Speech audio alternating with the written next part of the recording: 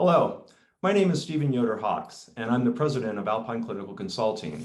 I offer supply chain consulting services for the pharmaceutical and biopharmaceutical industry, and I really focus on those drug products which are in development, either in phase 1, phase 2, phase 4 clinical development. So as you can imagine, this is a very exciting space. A lot's been going on here with advances that are made in cell and gene therapy and supply chain issues. If you'd like to speak with me about that a little bit more, please connect with me on LinkedIn and we can have a conversation about that. Because today, what I'd really like to talk about is another interest of mine, and that's leadership. In my career, I've been in a corporate environment for much of that, and I've had the opportunity to observe many, many different leadership styles. And I've always been intrigued by looking at some of the leadership styles and really understanding what's working for that person and what might be getting in their way.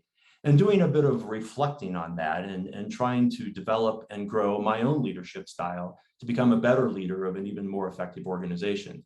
I think no matter where somebody is in their career development, if they're leading people, they can always get better at it. And that's why I'm really happy today to spend some time with Karen Leland. Thank you.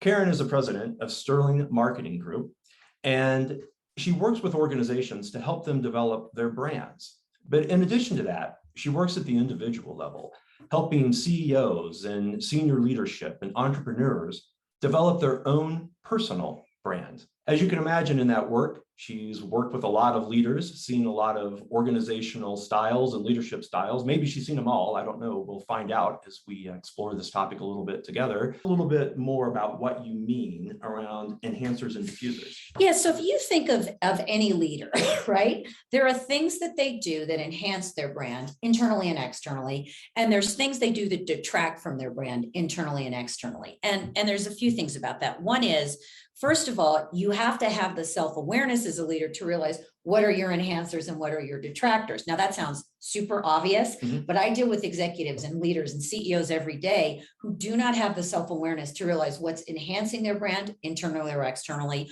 or what's detracting from their brand. And then even sometimes if it's pointed out to them, they go, well, that's not true. So, the first thing it really starts with self-awareness, which is, by the way, true of all management. All leadership has to start with self-awareness. So it's no different when it comes to personal branding. So that's a thread that runs through all of leadership excellence, right? Or leadership issues or problems.